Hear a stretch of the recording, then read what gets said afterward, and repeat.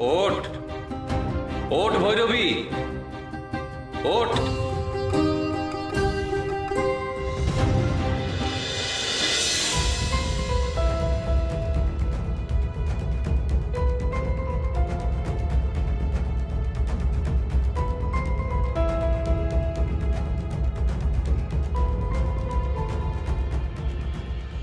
ইনি দেখে এমন ভিমড়ি খেয়েছেন আর কথা সরছে না।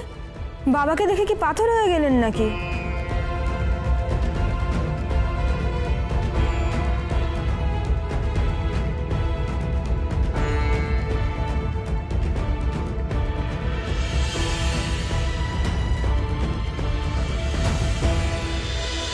আমার ক্ষমতা তুই জানিস? জানি না আর জানতেও চাই না।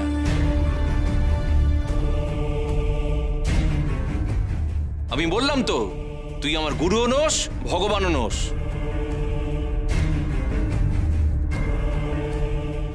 তোকে জেনে আবার কি হবে?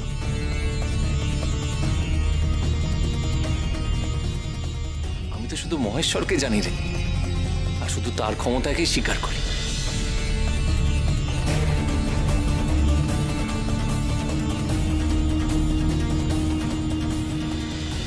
এখনো সময় আছে, বল পরীক্ষা দিবি কি দিবি না?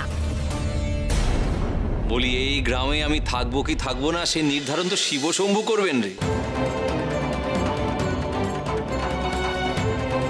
তবে তুই যদি আমার পরীক্ষা নিতে চাস সে দায় কিন্তু তো। পরীক্ষা না দিলে এই গায়ে তোর থাকা দায় হবে বলে দিলাম।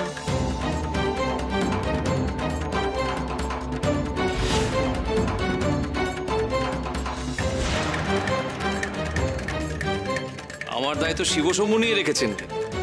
তবে তুই যদি আমার পরীক্ষা নিতে চাস তবে তোকে আমার কাছে আসতে হবে,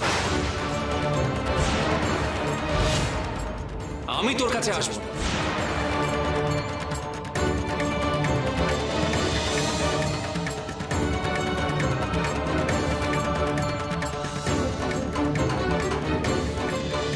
সবার সামনেই তো এই সাধুকে অপদস্থ করতে চাই আমি। যদি তার অন্যতা হয় তাহলে তাহলে আপনার সম্মানহানি হবে যে। মাধবী, তার মানে তুই আমার ক্ষমতাকে সন্দেহ করিস? তোর এ কথা বলার সাহস হলো কি করে? না তা নয় মা, আসলে ওই সাধুর ক্ষমতা সম্পর্কে আমরা তো কিছুই জানি না। তাই আমি বলছিলাম যদি আপনার অসম্মান হয়। ওই সাধুকে হারিয়েই আমি এই গায়ের মাঝে মাথা উঁচু করে আশ্রম করব। আর যদি না পারি তাহলে যেন কিছুতে এই গ্রাম থেকে মাথা নিচু করে না যেতে হয়। তার আগে তুমি আমায় পাথর করে দিও মাতা, পাথর করে দিও। আমার পাপের শাস্তি আমি পেয়েছি। আজ ঈশ্বর স্বয়ং সামনে এসে আমার সব অহং ভেঙে চুরমার করে দিয়েছে। আমাকে ক্ষমা করো ঈশ্বর, ক্ষমা করো।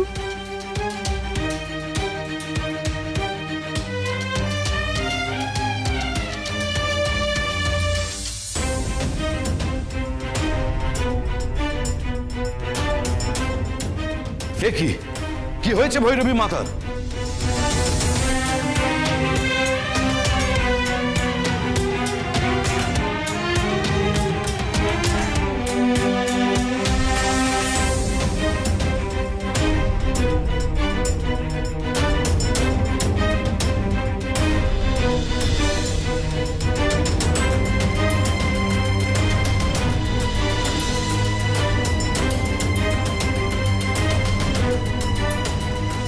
কি উনাকে সাপে কাটলো নাকি?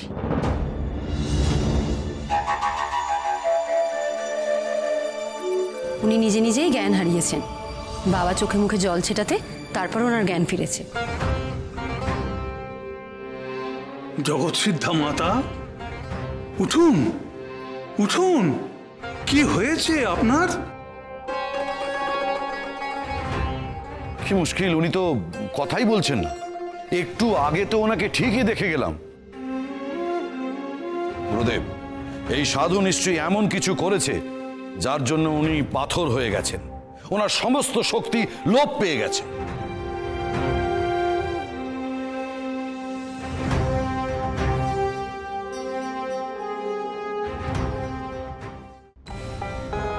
ওর শরীরের শক্তি হারিয়ে গেছে ঠিক কথাই,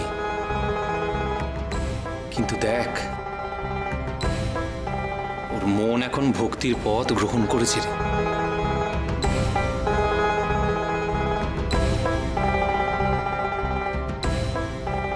সমস্ত অহং ঈশ্বরের পায়ে সঁপে দিয়ে দেখ দেখ তাকিয়ে দেখ, ওর চোখে এখন শুধু ঈশ্বরের প্রতি আকুলতা। তোরা কি কিছুই দেখতে পাস না রে? কেন নিজের মনগড়া কথা বলছো? হ্যাঁ, কোথায় ভক্তি? ওনার চোখে তো জল, ওনার শরীরের কষ্ট, এটা তো ওনার কষ্টাশ্রু। তুই না গুরুদেব, কোনটা ভক্তির অশ্রু কোনটা কষ্টের অশ্রু কিছুই কি চোখে পড়ে না রে?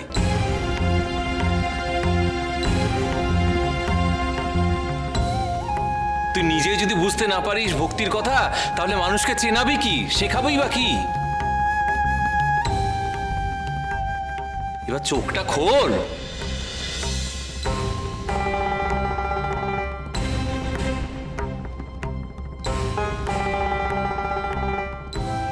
তুমি আমাকে ভক্তি শেখাচ্ছ?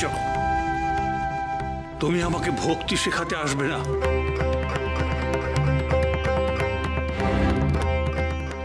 তোমার জন্যই মাতার আজকে এই অবস্থা। এর জন্য তোমাকে শাস্তি পেতে হবে। তোমাকে এই দণ্ডে এই গ্রাম ছেড়ে চলে যেতে হবে।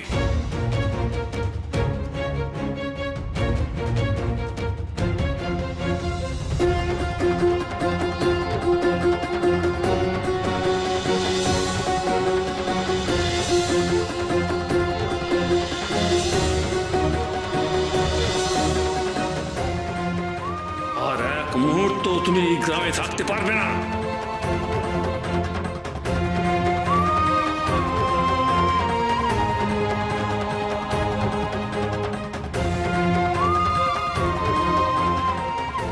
চলে তো যাবই রে, চিরদিন কে থাকবো এখানে? চলে যেতেই হবে আমাকে।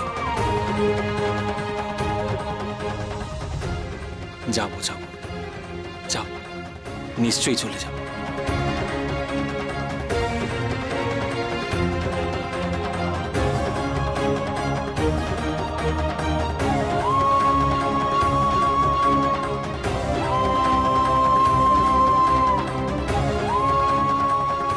যান যান, আপনি গেলে আমরা বাঁচি।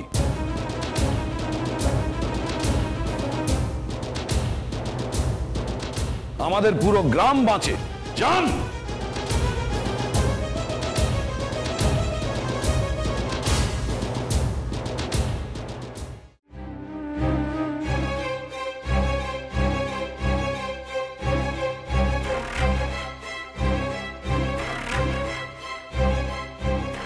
এ কি, এই সাধু দেখি মরেনি? তার মানে আমাদের কপালে শনির দশা কি এখনো কাটবে না?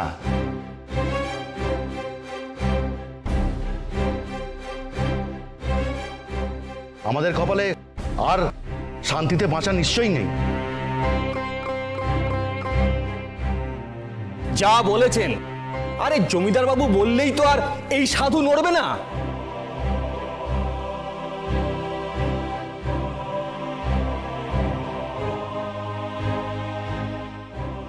আমি চলে গেলে যদি তোরা শান্তিতে থাকিস, আমি চলেই যাব। এমনিতেই আমি আশা থেকে দেখছি যে তোদের তো রাতের ঘুম উড়ে গেছে।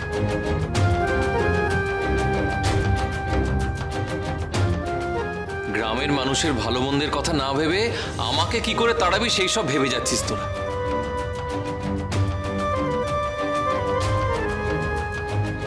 আর তোদের গুরুদেব, সে তো সাধন ভজন ছেড়ে শুধু পরিকল্পনা করছে আমাকে কি করে তাড়াবে এখান থেকে।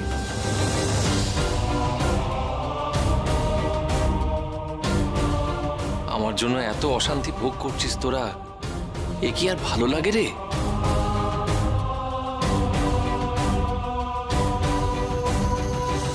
আপনার ভালো মন্দ নিয়ে আমাদের কিছু এসে যায় না।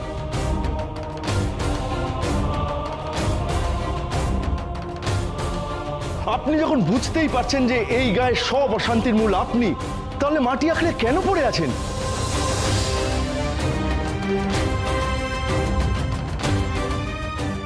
নিজের ভুল যখন বুঝতেই পেরেছেন, তাহলে মানে মানে বিদেয় হন।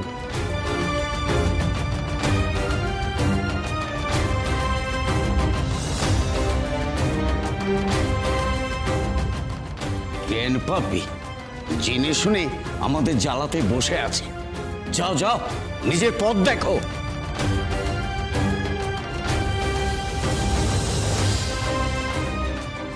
তুমি ঈশ্বর বলেই এমন অন্তর্যামী, তুমি নয়। এরা বড় ভুল করছে, বড় ভুল করছে।